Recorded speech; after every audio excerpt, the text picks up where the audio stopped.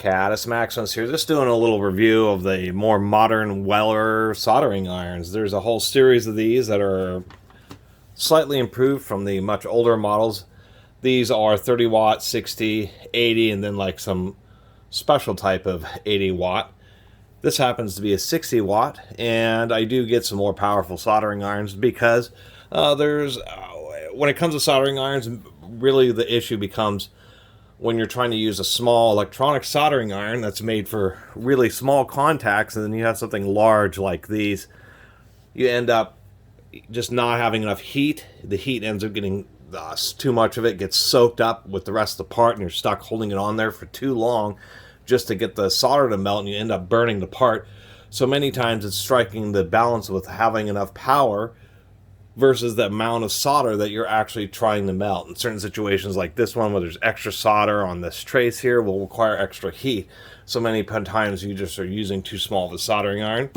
And so saw these are the newer generation with the LED lights, and decided to pick it up and thought it was kind of interesting. They still are coming with their real basic little stand here, has a little flat, set it up, prevents you from burning stuff. You're not supposed to do it like this. You're supposed to put it out like this. They are pre-tinning their tips now, pretty much a standard one, little screw to replace it. This is an upgrade. For the longest time, they've just had these plastic handles, and then, you know, somewhere in the 90s or the 2000s, they started including these neon lights so that you could tell that it was plugged in and turned on. This happens to be an 80 watt. This is really good for much heavier types of connections. And now they've moved on to one with an LED backlight.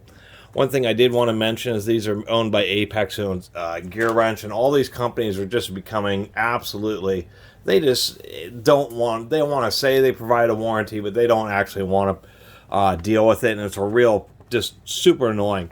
They have this little statement in this manual, will be effective by presenting the product and duly sealed from the establishment where it was acquired.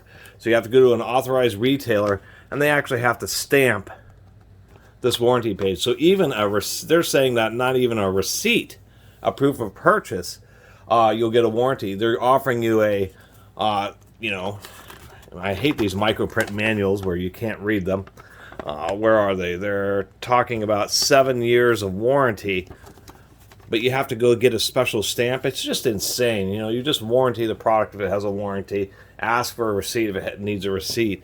But it's just a load of crap. It's really just a load of crap. And it's a real shame because these newer ones, they're not as easy to repair because you have to pry out this plastic thing. Or the older ones, you could just unscrew this and then push out the little lock for the cord, and if you wanted to replace the cord. Now they make it just a little bit more difficult. Yeah, it's a little bit more ergonomic, I would say, but that kind of depends on your personal preference. But one of the annoying things about this is the fact that they use diffuse LEDs. I only have to plug this in for a second. We have 6 little LEDs, but they're really diffuse, and so the idea is not only to let you know that it's connected, but to give you a little bit of light to what you're working on. The camera is showing it a little bit better than it really is, but to tell you the truth, this light is useless. It should be more spotlights that shine right down like lighted screwdrivers. And instead, it's like just a funky light ring, which just puts a bunch of light everywhere, and not very much light towards the end of the soldering iron where you need it. So, and half of it's just using those little those little flat LEDs, which already have a real wide pattern, but then they put a diffuser on top of it, and so it's just annoying. It's a real shortfall. They should have had, LEDs that shine straight down, so you could actually see what you're working on once again, and I think that is just a huge oversight.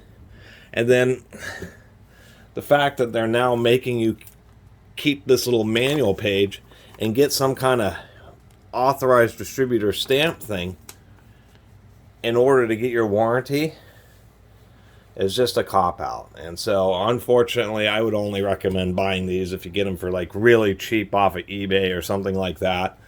I actually ended up finding this one at a junk store, and I'm glad I only paid $10 for it, because that's about all it's worth with how difficult Apex wants to make getting your warranty coverage.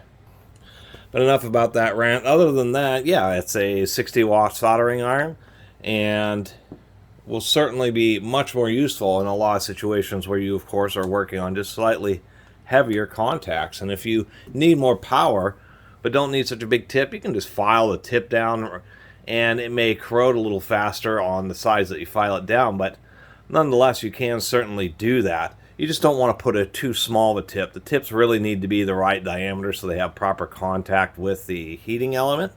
But once again, you can file them down if you need a little bit sharper point, but you just want an iron that has just a bit more power and more heating capacity. And once again, I think the idea of having the LED lights was a good idea, just too bad it was poorly implemented.